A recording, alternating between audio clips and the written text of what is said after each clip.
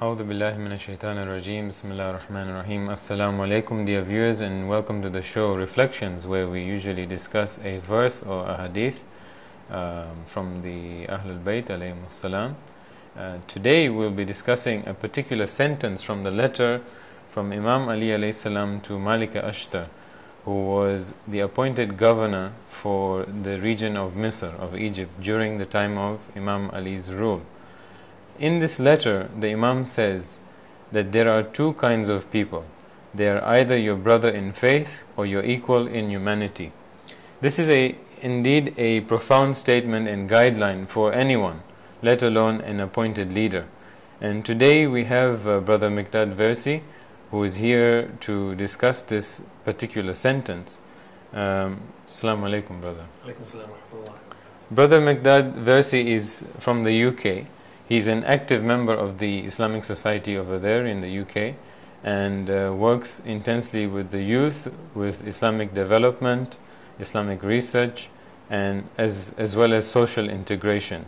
He has had his articles published in the Journal of Shia Islamic Studies that has been published by ICAS, if I'm not mistaken. Brother Miqdad, Assalamu alaikum again, once again, and welcome to the show. Thank you very much. Now, the way in which a person or a society treats another, whether they be similar or different, is, you can say, the essence of any faith, or can be used to really judge that faith from a human perspective. And with regards to what the Imam has mentioned here, and this particular guideline, which extends beyond this individual of Malik Ashtar, and to us all, in the way in which we should treat one another, you can say that this is really shows the beauty of the religion of Islam and how it looks at all people as one. So you're either a brother in faith or an equal in humanity. So if you're not within the same belief system, you are still looked at as equal from the eyes of creation by Allah subhanahu wa ta'ala. And in light of today's issues with regards to how we as Muslims integrate with society, obviously there is, you can say, a big gap when it comes to following this advice by Imam. Brother Miqdad, what is your perspective on this? Firstly, thank you very much for having me on this show. I think one of the big and important parts of understanding this individual statement is recognizing that Imam Ali alayhi salam, when he's giving a statement to Malik al-Ashtar, he's giving something which is a statement which is supposed to run the society in which Malik al-Ashtar is the governor of. And we are now in a situation in the world where perfection and understanding what we want to be as a perfect society, as Muslims, is very, very important.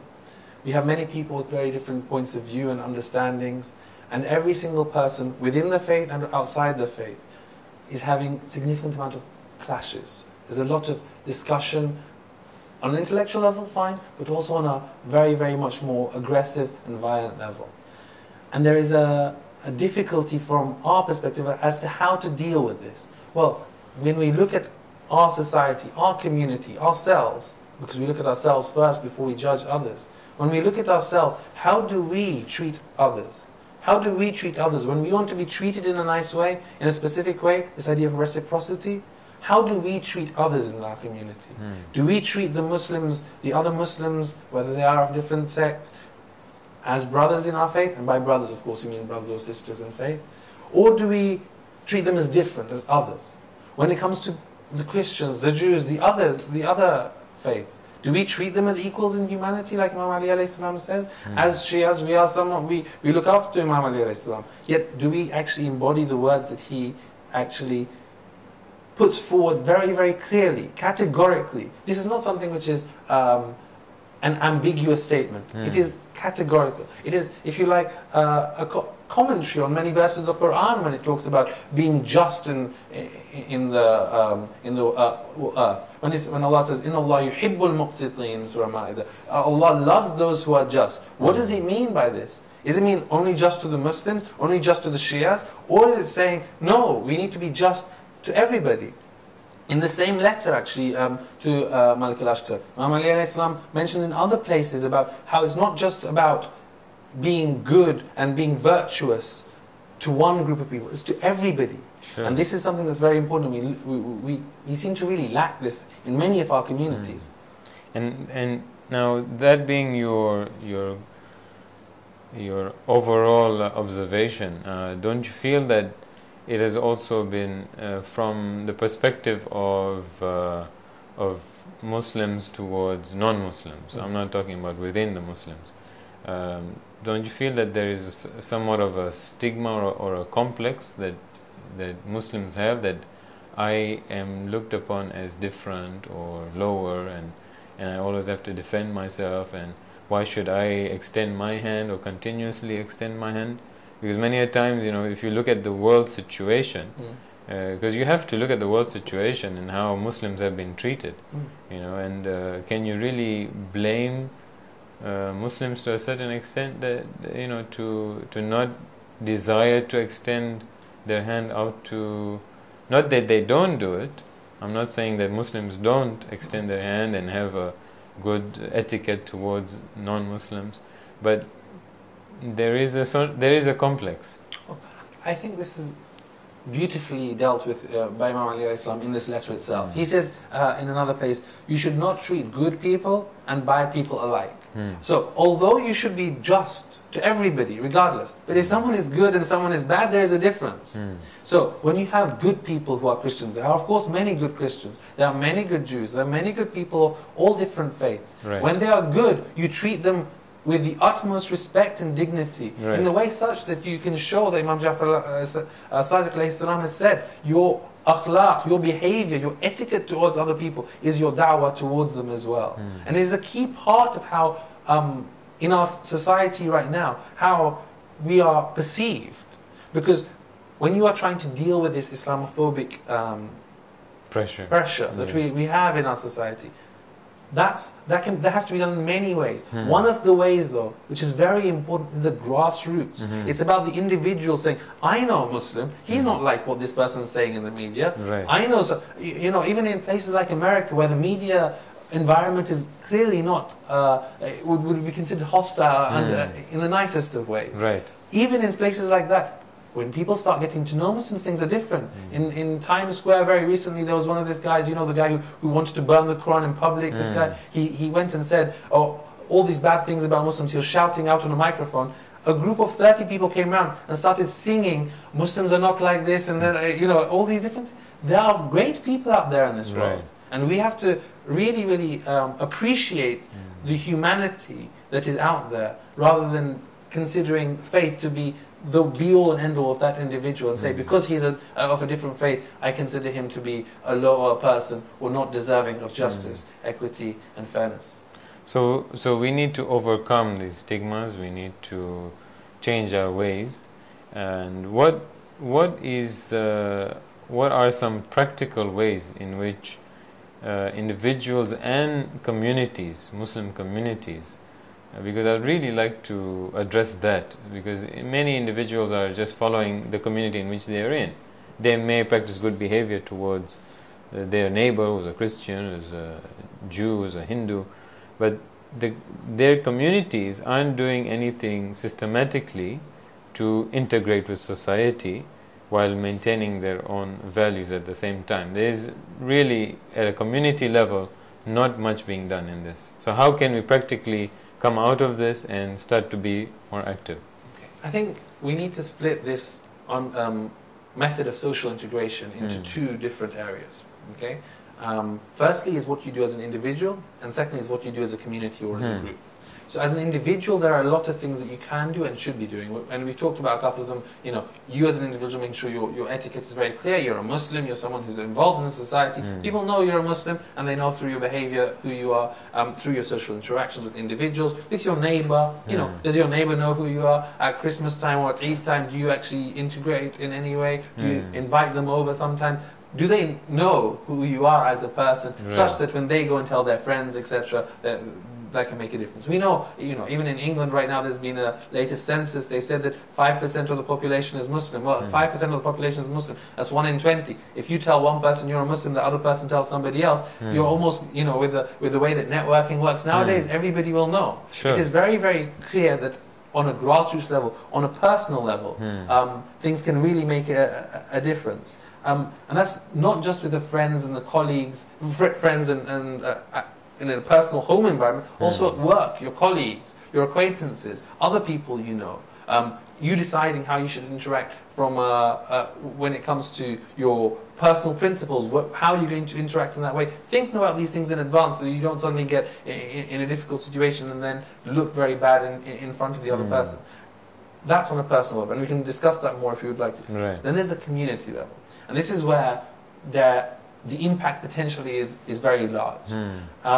First is the persuasion of the community of the benefits of social integration. You know, whether it's talking about Nahjul Balagha and the way Imam Ali is talking about, whether it talks about the Quran. When the Quran, أعوذ بالله من الشيطان الرجيم بسم الله الرحمن الرحيم يا أيها الناس إنا خلقناكم من ذكر وأنثى وجعلناكم من شعوب وقبائل لتعارفوا. We have created you from male and female and from tribes so that you may know each other. From various tribes and nations so that you may know each other. What does this mean? These different ethnic groups, different groups of people, so that you may know each other. This difference among sects, amongst people, is very important in understanding who the other person is. And when we have this Quranic justification, when we have Imam Ali alayhi salam and the Prophet sallallahu alaihi wasallam, throughout time, all the different Imams, very, very active and clear on this, it is sometimes a bit of a shame to look at ourselves and see that we are not doing this. So how can we do it? So firstly, it's the persuasion of the community. That's a very important first step, because unless you've got the community behind you, it's very difficult to make the community do something and be as effective as you'd like to be. Now, when you look at the community itself, the various options that you can do, and that they are working with local religious organizations. So there are many other religious organizations who do fantastic work, whether it's working with homeless people, whether it's working with just people who are less advantaged than us, disadvantaged communities, whether it's people who are young and who have great potential in the future. Right. All of these different people, great faith organizations do a great job in the West, and I'm sure over here as well, in impacting the society going forward. What are we doing? And we need to try and make sure that we are helping others, whether it is Muslim and non-Muslim, whether it is someone of faith or someone without faith. Because when they see the justice and the way that we act with other people, that is one of the greatest flag bearers of Islam. So that's how communities can start thinking about things from a faith perspective. But there are loads of secular organizations, there are lots of political organizations, there are lots of different things that are happening in society that Muslims need to be part of. Not because they are Muslims, but because they are part of the society. And one of the things that you see specifically in the West, but also around here, is that Muslims should not be just takers of the society. In many countries, there's a welfare state. The government gives significant amount, and sometimes Muslims are amongst the poorest in society. Those on benefits, sometimes that's the case. Well, if we are net receivers of all of this, is that how we should be? Are we supposed to be taking? Or should we be the people who are actually giving back and saying, no, you know what? Our time, our effort should be spent in helping the society develop, become stronger and more integrated, such that every person knows who a Muslim is. And whatever anybody else says, that won't make a difference. Then there are many other things that community groups can do in terms of the media itself. Get involved in the media. When a media story comes out, not just when it's to do with Muslims, also when it's not to do with Muslims, coming out and saying, you know what, Islam from our perspective doesn't say this kind of thing. You know, in America right now there are these shootings. Muslims were one of the first who came out and said, you know what, there was a big conference when Barack Obama was president and many others were present. And the first thing, a little boy was out there and he read the verses, various verses of the Quran, talking about justice, talking about the fact, and that is what we need. And we had that an individual translating it, explaining how Islam is with the people who are have passed away. And it's about showing that we are human.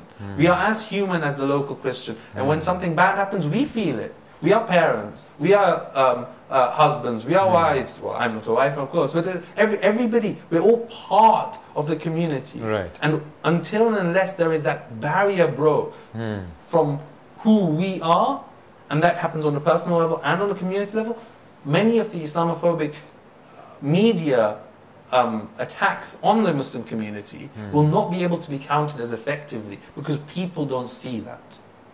Well, I think you brought up a very important point, and that is in our activism within the media, or within the social realm, and having a louder voice with the general issues of society, and that's, you can say, is completely missing.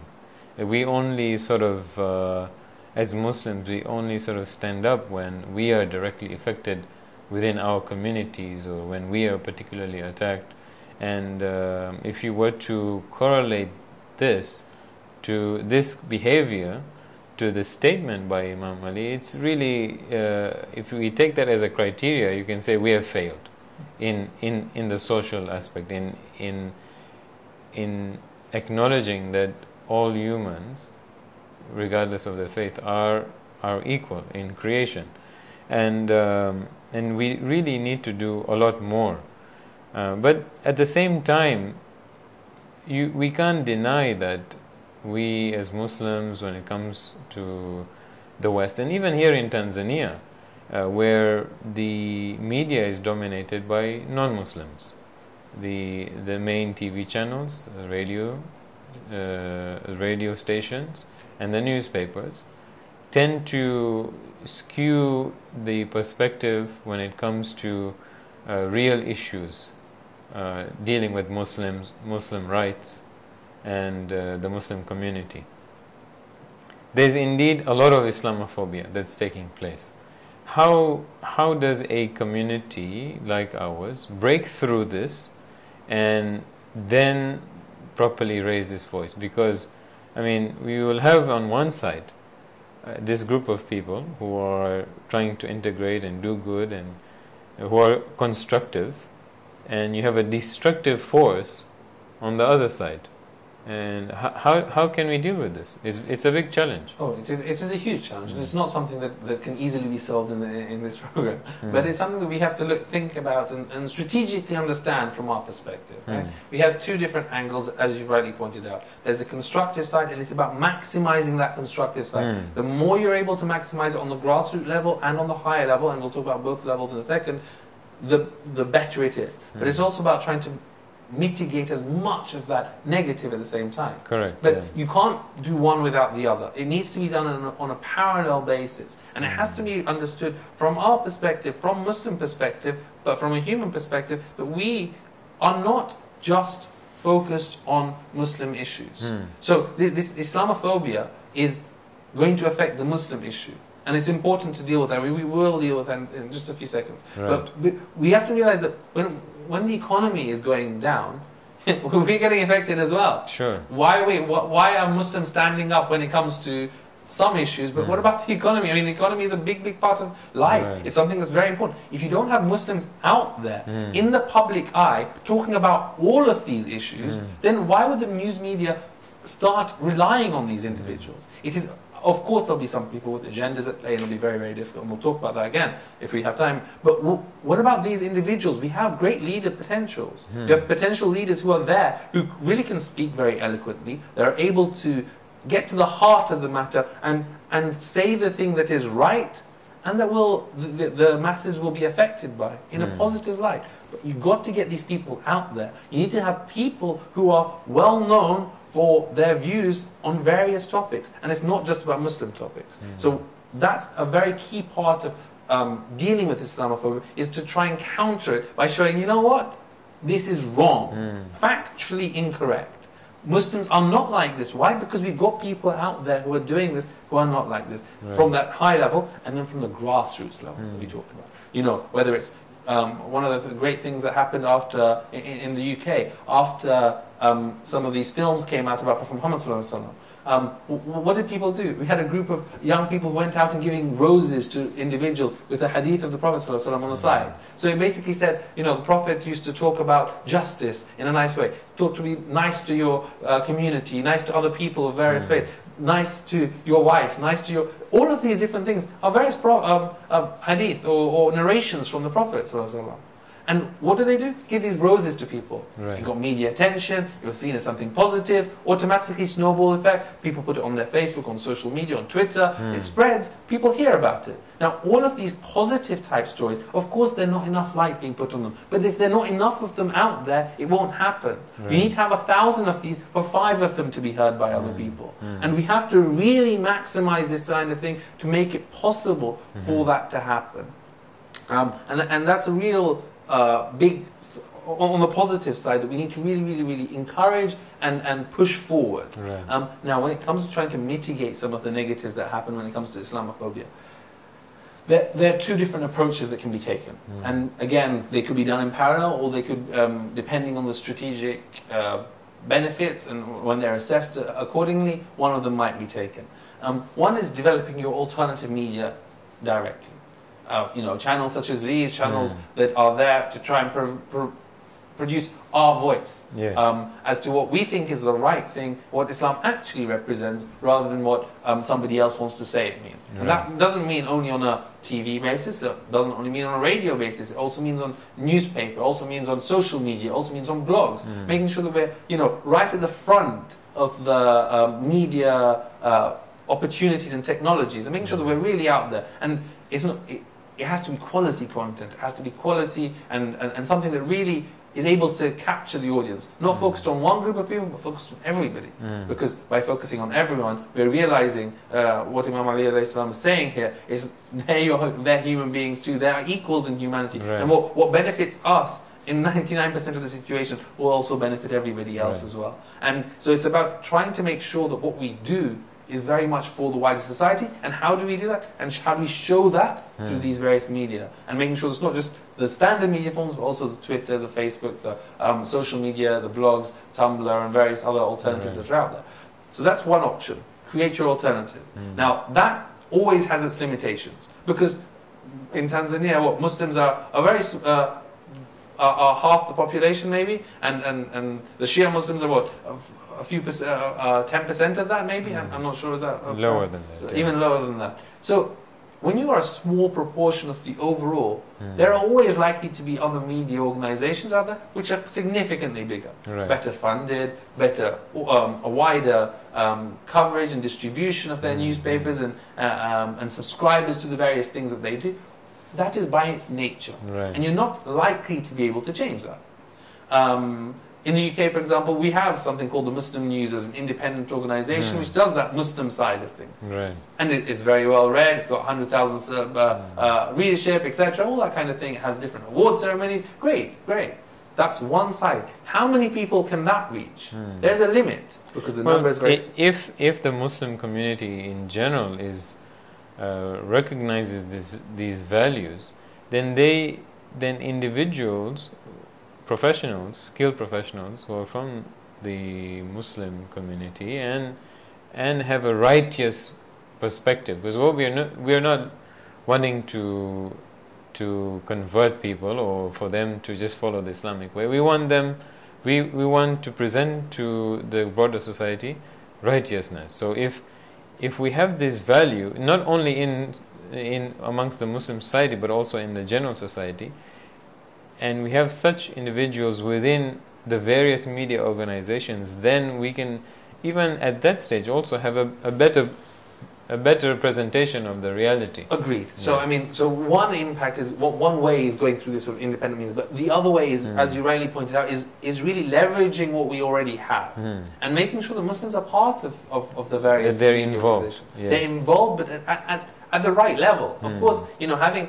a lot of Muslims who are the runners and the people who are doing the photocopy is all well and good, but really doesn't really have the impact that we want. We need to make sure that Muslims of the right caliber are going into media. It's not seen as something which is, oh my God, you're going into media. It's instead, you know, the Muslim community as a whole, doctors, engineers, or something else is sometimes seen as the best type of profession. Yeah, okay, to some extent there are many benefits associated with that, and you should never put them down in any respect. But then the same thing occurs with media. Media is something that the elite of the Muslim community have not gone into so far. They've gone into many other fields. And making sure that the right caliber of individuals is able to get into these organizations and develop. Because sometimes the strong and the powerful and the people who have the oratory power that is necessary in these various media organizations aren't there. And when they are there, regardless of what the agenda is at play, you will be able to make far more progress than others in such a situation. And when you have more, and I said, you know, maybe you need to have 100 for 5 to make any real impact. And that's always the case. It may be totally unfair, but make sure you skew the dice in our favor if you'd like.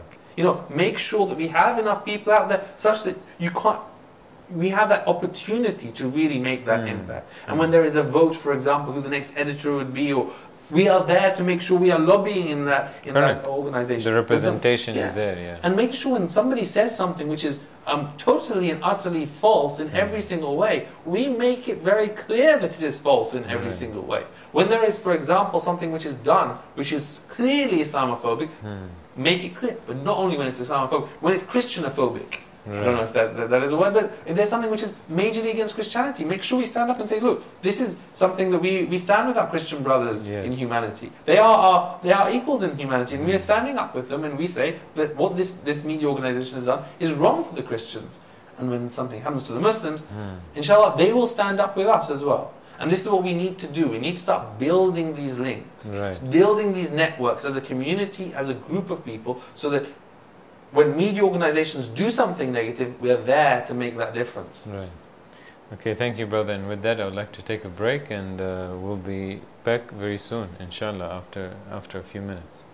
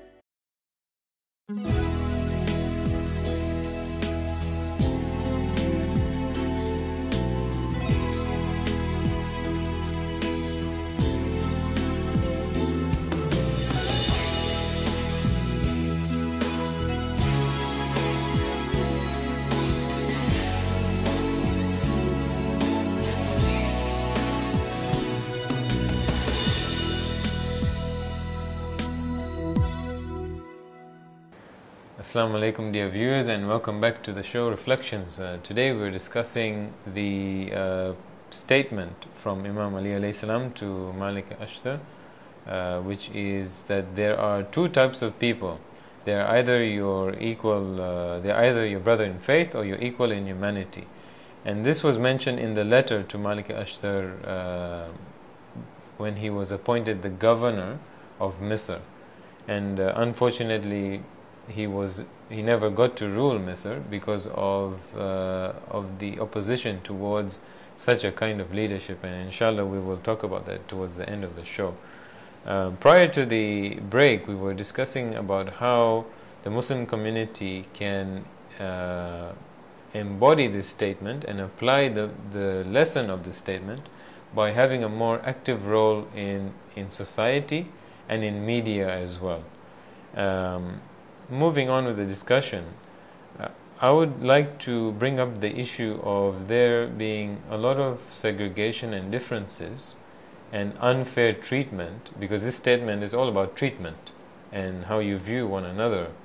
But what about the part of this statement which says that that one of the two kinds of people is your equal in faith. So this particularly refers to the people within your community, within the Muslims.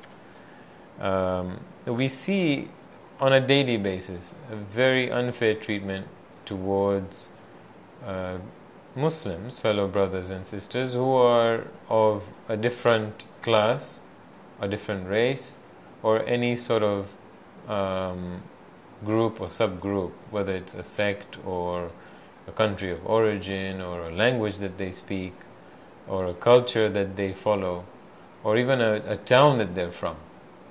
How do we overcome this particular aspect? Because in essence we are promoting this message of equality, but within ourselves we have a lot of problems.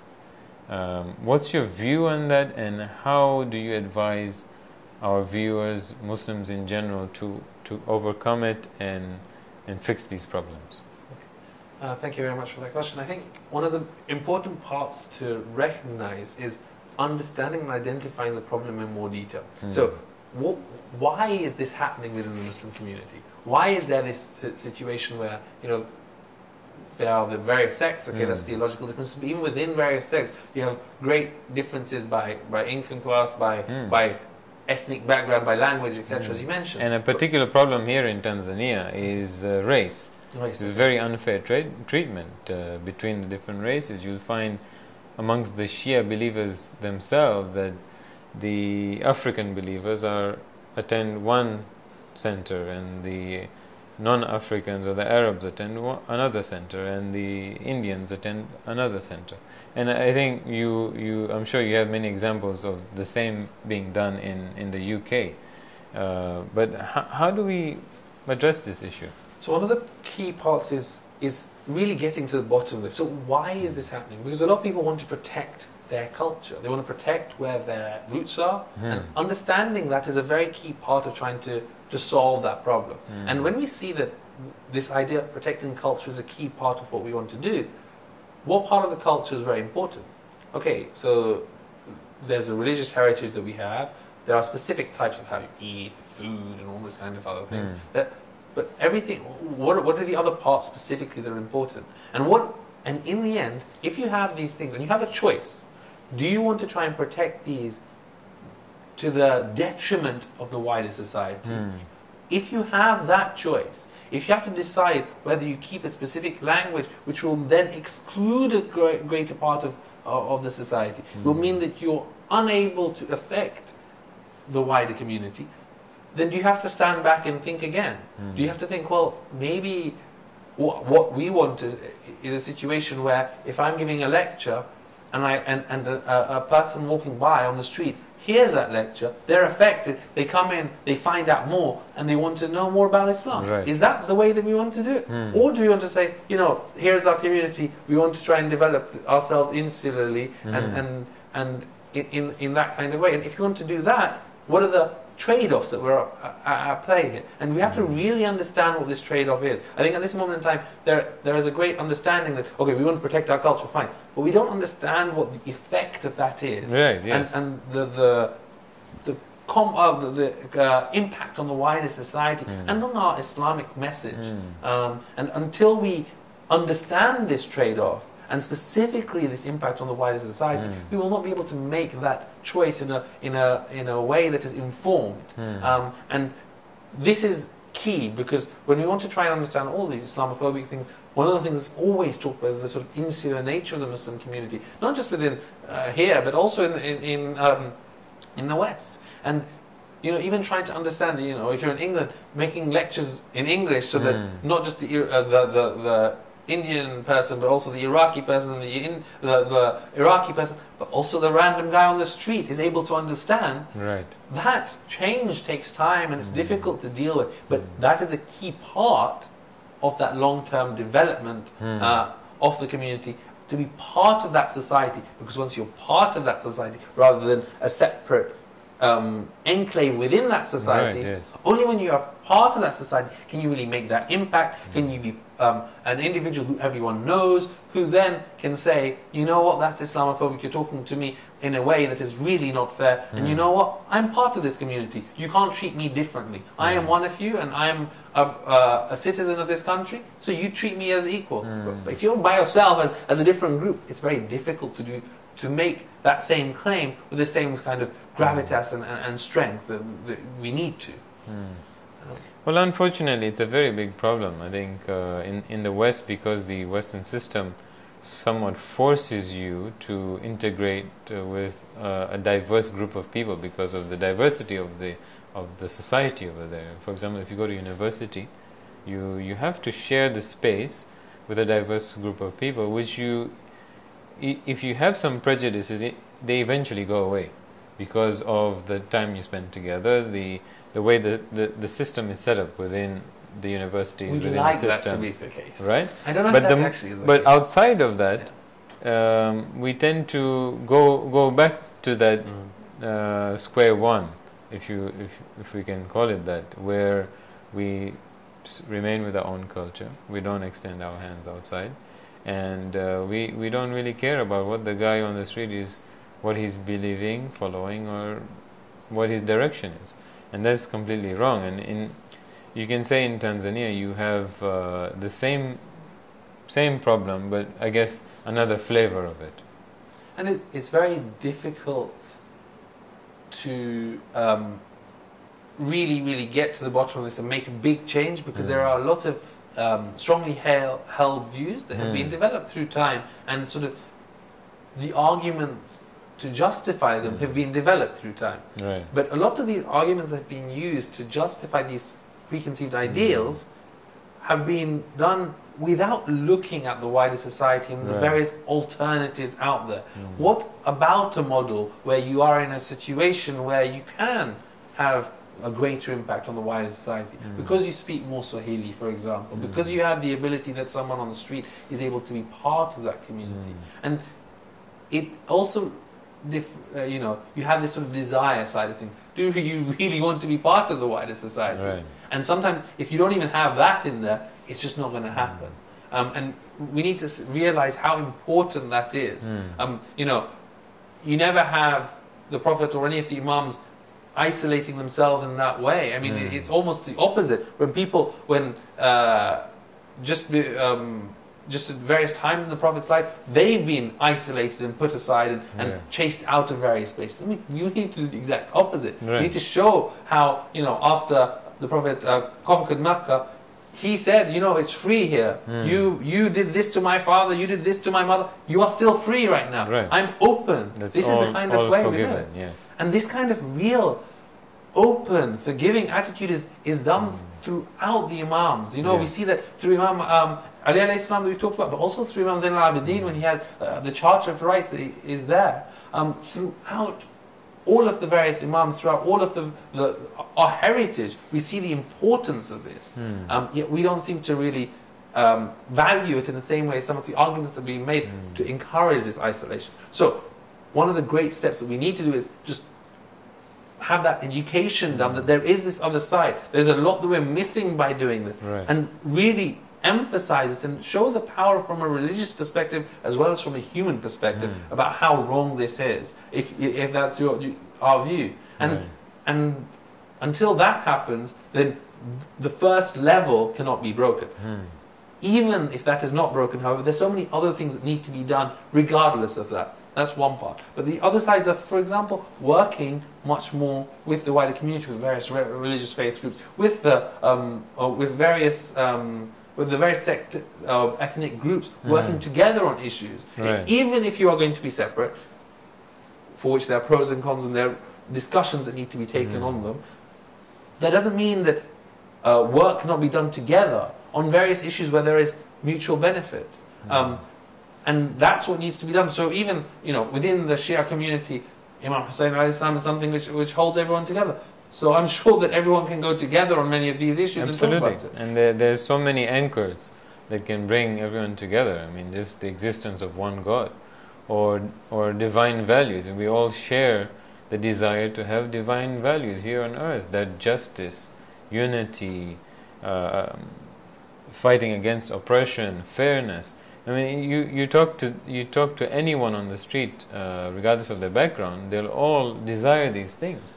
And even economic issues, even social issues, even youth issues. I mean, you have the things that are seen to be more religious relationships, but also those which are seen as seen to be, whether they are or not is another question. But the secular questions, education, you know, all of these various youth, economy, finance, understanding how the society as a whole should work, governance, corporate governance, how companies, tax law, everything. All of these parts of things are things that we can work together with various other people because we have a viewpoint. Let's be involved. Let's make a stand. Let's be part of that. Because until we are part of the discussion, we are rather than us being part of that discussion, we're being talked to. We need to be part of the people who are talking. Absolutely. It's an excellent point that you bring up. And I think that's the only way in which people will be really attracted to Islam as a systematic solution. That we don't really present the alternative or the Islamic viewpoint on all these areas that you're mentioning. For example, the economic policies and law and legislation, etc. You know, well, we first of all need to learn more about these things. That's one, and be more. Let's come out of our state of laziness and really appreciate what Islam has to offer in this sense. And then take it to the society and present it, because there will come a day in which that solution is needed and you should be ready to give it. And if we are not as Muslims, then we will be at fault, really. And I think we sometimes have to understand the nuance of this as well. I mean, it's not always the case that we can say this is the Islamic solution on the question. Especially when it comes to youth issues, economic issues, others, there may not be an Islamic solution. But if we as Muslims are not making our viewpoint clear, as Muslims, as human beings within the society, not necessarily only from an Islamic perspective, but also from, as we said, as a human perspective, then we will not be part of that discussion. And that's the key point here. It's not necessarily the case that we can say, you know, Islam says the tax law should be 35%. You know, we don't know, right? Sure. It could be 33%. But we should be part of that discussion. That is the key point. We need to be there who are saying, you know, we want to be pulling in a certain direction. Well, let's do that. Let's realize the importance of lobbying, being part of that discussion. Because if we don't, then we'll always be talked to, not part of that discussion. Right. Brother Miqdad, with that, I would like to close this discussion. I think that's a wonderful place to end. And there's a lot of implications of being more active, being more vigilant on the part of us as Muslims. And I think we really need to take these lessons forward and apply them to our daily lives. And it's amazing how a sentence like this by Imam Ali alayhi salam can have such a strong implication on the life that we live individually and in society as well. Brother Miqdad, I thank you very much for joining us in the show today, and wish you well in your further endeavors and studies as well, inshallah. Thank you very much. With that, we would like to close the show, and we hope we'll see you again here on Reflections. Assalamu alaikum wa rahmatullahi wa barakatuh.